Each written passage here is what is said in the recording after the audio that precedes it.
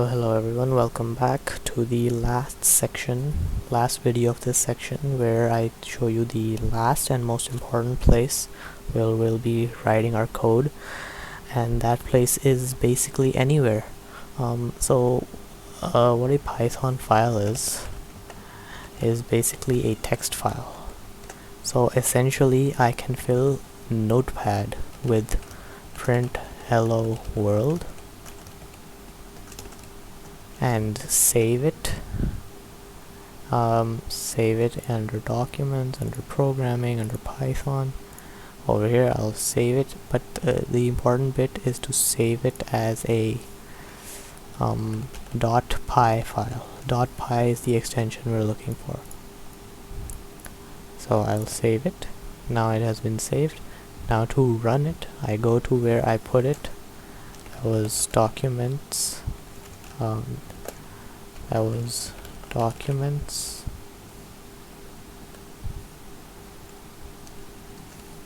Programming. Just 1 second. It was documents, programming, Python, and over here it is. Now how do we run it? In this search bar, this breadcrumbs bar, I click this, I type cmd right over here. What this does is that it sets your root directory for this terminal to be this folder right here. So now I can open up Py 3.8, Py 3.8, followed by the name of our file. So that was file.py, and this will run that file. This is how you run Python files, and what this does is that it runs the file from start to finish. So if this was 1,000 lines of code, it would run line 1, line 2, line 3, and it would stop either at the end or when it hit an error. Now admittedly, Notepad isn't the best place to write your code. You can, if you want, you can even use Microsoft Word, but I would not recommend that. As long as you're saving it as a .py file, you can write it anywhere. But some recommendations that I have is a text editor called Sublime Text. So this is really lightweight. This is a really lightweight text editor. A text editor is just, you know, what Notepad is. And we can open up file.py again. We can open a file.py again. We can make edits over here, print 1 plus 1.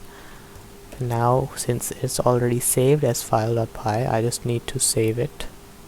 Not save as, just save it. Control S also works, and I can go back to the directory. I can do cmd, I can do py dash 3.8 and then file.py, and it'll run the new edited version. The link to download Sublime will be given in the course notes, but there's one more option in case this is not click with you.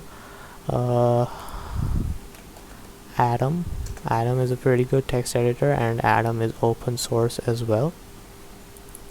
So what you can do with Atom, whatever you can do with Sublime, what you can do with Atom, although as you can see, Atom is a bit slower than Sublime, and if you have a machine that can't handle heavy applications, I would recommend you stick to Sublime.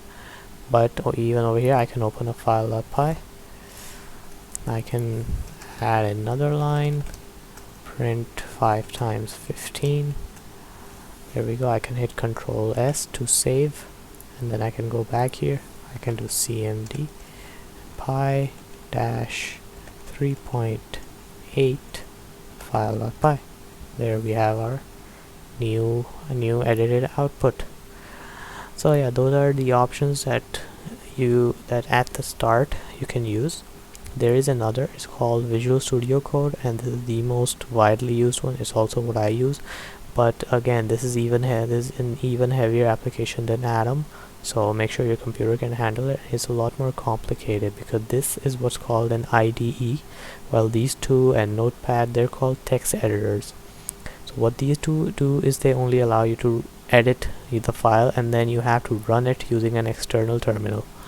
But an IDE is called an integrated development environment, and basically it'll let you run code inside it. It'll have extensions to help you write code better. It'll have extensions to autocomplete code for you, and it'll have file trees. It'll have many integrations and many customization options, which is why this is heavier.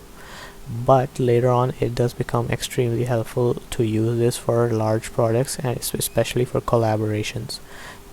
But for now I suggest you stick to these two, because using autocomplete makes you quite dependent on autocomplete. So when learning the basics, I would recommend that you stick to a simple text editor, so that you get the basics in your muscle memory. Anyway, that's all for this lecture, and that's all for this section as well. So now you know where we can write our code. You can write it in Notepad, you can write it in Notepad++. That's just that you have to download this as well if you're interested. You can do it in Sublime, you can do it in Atom, and if you want to, you can do it in VS Code, but that's a little bit complicated. And you saw tidbits of me writing print statements, then doing arithmetic in Python, and yeah, that's what we're starting in the next section. See you then. We're finally at the exciting stuff.